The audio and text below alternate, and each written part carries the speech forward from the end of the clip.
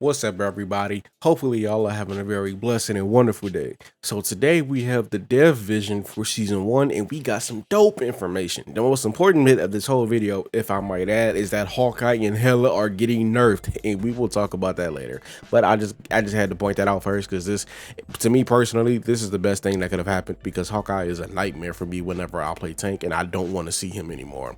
Now, the Fantastic Four are going to be arriving in Season 1 with 3 whole new maps on January 10th, which is this Friday. Those 3 new maps will be the Sanctum Sanctorum, Empire of Eternal Night Midtown, and Empire of Eternal Night Central Park. Season 1 will last for 3 months and be split into 2 halves, with each half lasting about 6 to 7 weeks. In Season 1, Part 1, we're going to be getting Mr. Fantastic and Invisible Woman, which means that Human Torch and the Thing are going to be set up in the second half, which isn't too bad, because splitting up the content, in my opinion, helps make the season feel more full. Like, there's a reason to want to come back and play instead of burning through everything at the start, and then you're just sitting there trying to convince yourself to play the game when you know there's really nothing else for you to do other than get mad at people insta-locking in ranked. Now, the Empire of Eternal Night Midtown map will actually be a convoy mode, and the Sanctum Sanctorum map will be the host of an all-new game mode called Doom Match. Moving over to the Battle Pass details, the new Battle Pass skins do look fire, and we have a total of 10 skins inside it so far, with the main theme being Eternal Night, as you can see here, with Loki, Wolverine, and Wanda as the showcase skins for the Battle Pass. Now, the Luxury Pass will cost you a total of $10, and once you get it and you complete it, you're going to get back a total of 600 lattice and units. Here's where the no FOMO thing, however, comes into play. Only the Luxury Battle Pass will never expire, meaning that in order to have access to the no FOMO portion, you have to buy the pass first, then you can just finish it whenever you want. But again, all you have to do is simply buy the pass first. Otherwise, whenever it leaves the game, there's a solid chance that you won't be able to get the items from it again in the future. Maybe some of them, but not all. That remains to be seen. So just to be safe, go ahead, spend $10, buy the pass, and then do it at your own pace. Also, I just had to point this out because it's been bugging me ever since I saw it. This Wolverine skin. This is not a Wolverine skin. It's 100% not. I feel like somebody at Marvel and NetEase just outright watched Hugh Jackman's Van Helsing movie and just said, make this a skin and have people buy it. Which isn't bad, because I gotta be honest, it does still look cool. But I am only calling this Van Helsing because that's exactly what it is. So, because we're getting the entire family together, this technically makes a giant size season according to the developers, because we're actually getting twice the normal amount of content that a regular season would give us, and at the launch of season 1, that's going to bring up the roster size to a total of 37 characters. 37 characters within like a month of a game being released is that, I'm not gonna lie, that's a big number. That's a very big number. And speaking of characters, let's talk about the Fantastic Four. Reed is going to be a duelist, which means that he's going to be insta-locked 24/7, and I'm never going to get the chance to play him because, you know, he's going to get insta-locked. They're going to go 2-24. They're going to blame everybody else on the team instead of taking accountability. You know, it's just just another Tuesday playing Marvel Rivals. And then Sue is actually going to be a strategist. Now, I personally feel like a very solid argument can be made for Reed being a strategist and Sue being a vanguard, which she should because she's the strongest member of the team. It is what it is. Switching over from that, we're going to jump back to the convoy map and talk about that for a second. So, the new map, Empire of Eternal Night, that map will see us delivering Herbie through Midtown from the Baxter Building to Avengers Tower while fighting off the enemy team and avoiding Dracula's army. We also have a new environmental destruction mechanic being added in as well that's specific to the Empire of Eternal Night Midtown map, whereas the environment will literally turn back time and restore itself back to its natural state, cutting off entryways and providing extra options to help shift the tide of a fight. Now, the other game mode that was mentioned, Doom Match, that takes place in Doctor Strange's home, the Sanctum Sanctorum, where reality and the astral plane are currently in a weird state of combination thanks to the time stream entanglement, which could also explain how Strange got stuck in the astral plane in the game's lore, and Wanda had to help him get back home. Now, in the mode itself, 8 to 12 people will engage in a free-for-all battle where only the top 50% of the players in the match will be declared as the winners. So, for example, if you are in a 12-man match, you're going to be fighting for the top 6 spots at minimum. Now we're going to go ahead and jump into the patch notes, and this is the best part of the video. So, in the first half of the season, we're getting balance adjustments, and guess what? ranged characters like Hawkeye and Hela are getting toned down because they were too strong in season 1, and they heard the community go like, hey, y'all gotta fix this because this ain't right.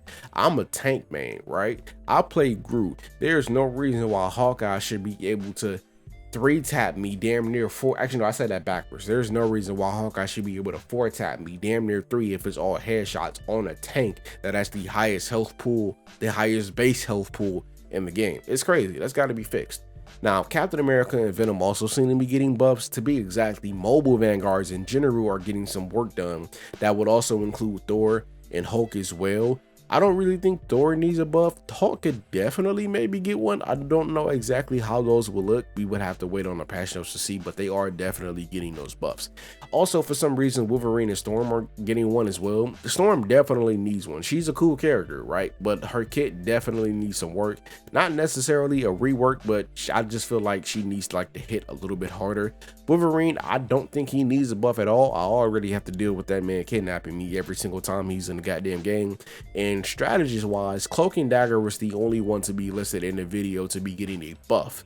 But again, like I said, we do still have yet to see the actual patch notes, so we don't really know what is gonna pertain. But once we do, best believe we will be here talking about it. The only other strategist, however, to get mentioned in the dev vlog video was Jeff, and that's because his ultimate is getting tweaked, specifically the detection range of his ultimate, because I know we have all sat here and gone and said that Jeff's ultimate should not have caught us, right? We would be outside the circle, but just because we're still like an inch too close to it, we would still get caught. Yeah, no, they fixing that. They're making the detection range more precise so that that's not going to happen, which, oh my goodness, it's a godsend, because I'm tired of losing games because of Jeff that did nothing all game, decided to pop his ult once, and he caught me just because I was an inch outside of his detection range. I hate it. I absolutely do.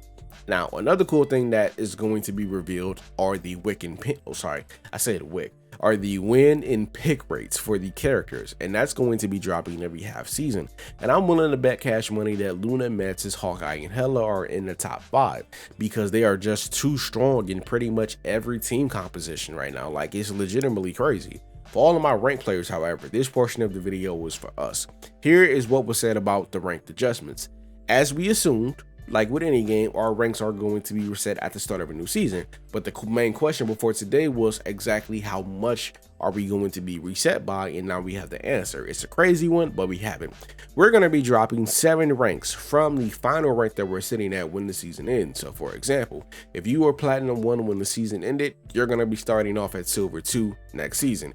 And 7 points, a 7-point drop is crazy to me in general. Like, damn, that is far. But I'm kind of okay because like I have a total of 3, really 4 accounts right now if I count my PC account, but I really have like 3 main accounts that I play on, and 2 of them are Grandmaster. So the furthest that I'm personally going to be dropping is like Platinum 3. Now, I would suggest that if you are still playing ranked, get as high as you possibly can before Friday when the new season starts, so that you don't end up dropping too low. Because yeah, silver and low gold is like elo hell right now. Now, starting season 1, we're also going to be getting a new rank added called Celestial, which is going to be after Grandmaster and before Eternity, which means that now I also have to push for Celestial, and I'm stopping there because I'm gonna be honest, I'm a decent player, but I don't think maybe I could be good enough for Eternity and Love Above All, but I don't know. Like, I'm not the best player. I'm a team player. That's how I operate. I'm honestly fine with hitting Grandmaster. I didn't think I was ever gonna hit that, but I did. I'm gonna try to see if I can crack Celestial. If I can't, hey, it is what it is. I hate Grandmaster. I did what I came to do. But with all that being said, that brings this video to a close. I would like to thank y'all for stopping by and checking it out. Hopefully y'all had a great time here. Let me know how you felt about all of the new information that we learned today. Like, for example, the new maps, the characters, what roles they're going to be, the battle pass details, the ranked adjustments, things of that nature. Let me know how you feel about that down in the comments. And again, if you've enjoyed the video, please remember to like, share, and subscribe, and smack the notifications bell so you will never miss out on any of my Marvel Rivals related content. And I will catch y'all in the moonlight. Peace.